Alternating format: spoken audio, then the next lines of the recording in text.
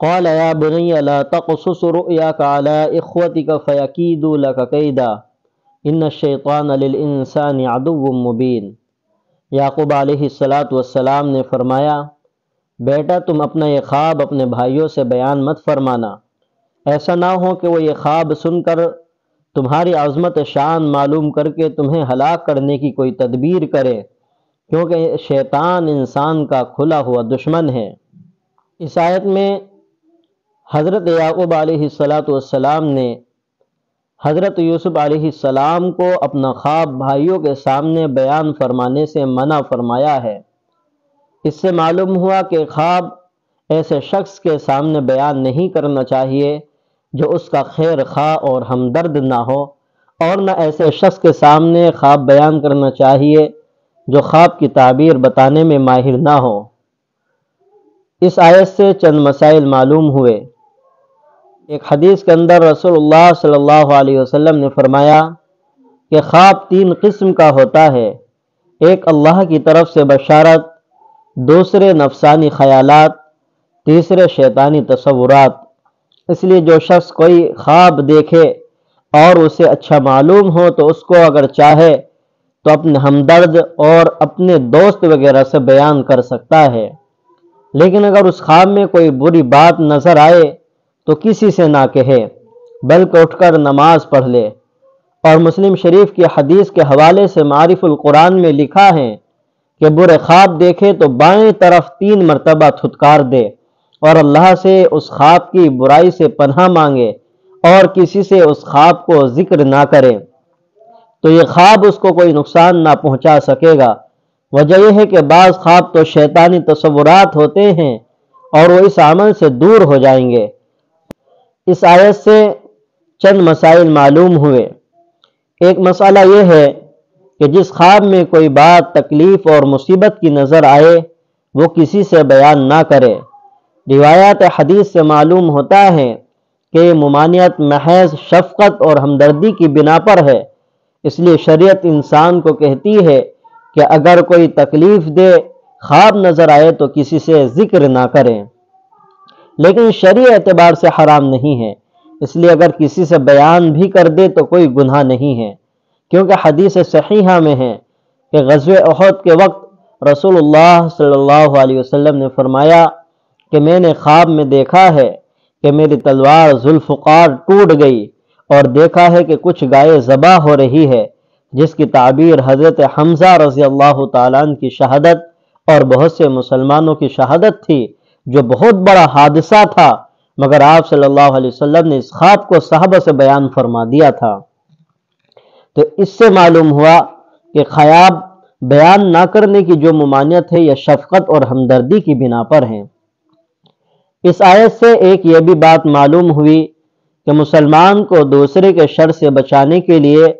اس کی کسی بری خصلت یا نیت کا اظہار کر دینا جائز ہے، یہ غیبت میں داخل نہیں۔ مثلا کسی شخص کو معلوم ہو جائے کہ فلاں آدمی کسی دوسرے آدمی کے گھر میں چوری کرنے یا اس کو قتل کرنے کا منصوبہ بنا رہا ہے یا کسی کے ساتھ زنا کرنے کا ارادہ کر رہا ہے،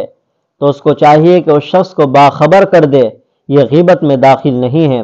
جیسا کہ یعقوب علیہ السلام نے حضرت یوسف علیہ السلام سے اس کا اظہار کر دیا کہ بھائیوں سے ان کی جان کا خطرہ ہے۔ اس آیت سے یہ بھی معلوم ہوا کہ جس شخص کے متعلق یہ احتمال ہو کہ ہماری خوشحالی اور نعمت کا ذکر سن کر اس کو حسد ہوگا اور وہ حسد کرے گا اور نقصان پہنچانے کی فکر کرے گا، تو اس کے سامنے اپنی نعمت، دولت، عزت وغیرہ کا ذکر نہ کرے۔ رسول اللہ صلی اللہ علیہ وسلم نے ارشاد فرمایا،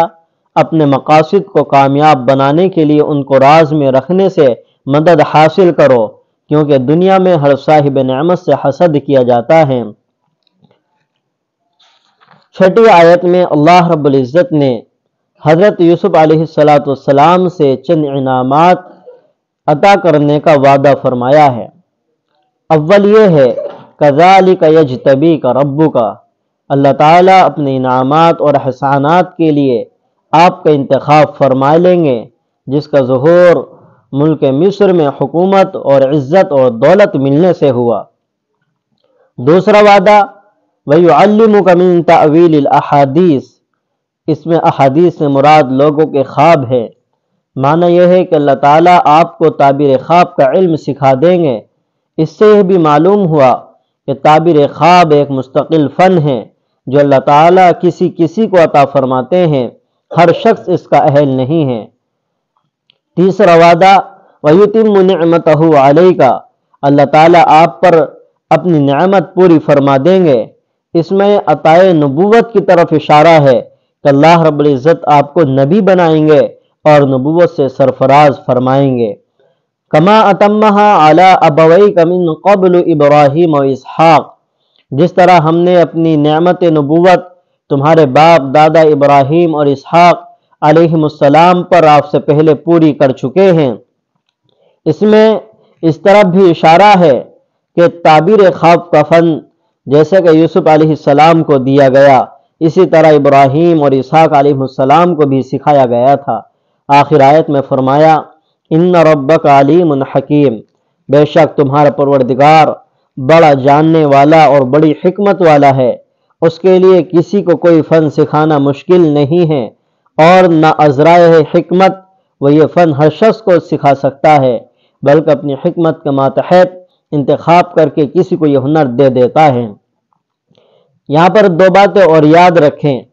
تفسیر قرطبی کے حوالے سے تفسیر معارف القرآن میں لکھا ہے کہ یوسف علیہ السلام کے اس خواب کی تعبیر 40 سال کے بعد ظاہر ہوئی۔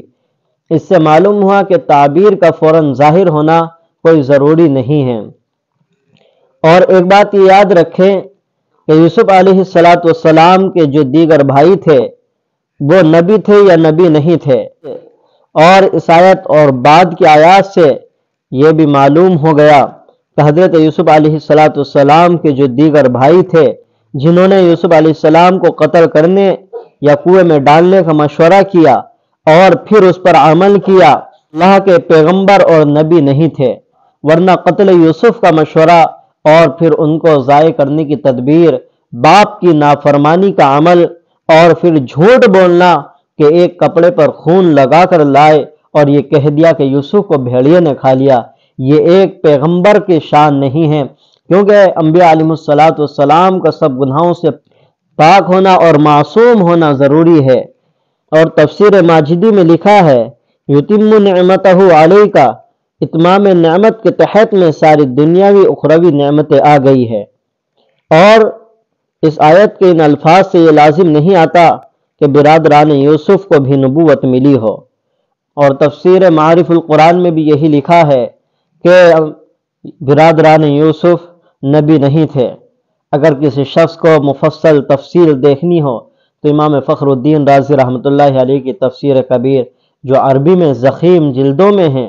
اس میں مفصل بحث کی گئی ہے کہ وہ نبی تھے یا نبی نہیں تھے اور اتمام نعمت کا کیا مطلب ہے۔ اللہ تعالی ہم سب کو بات سمجھنے کی توفیق عطا فرمائے۔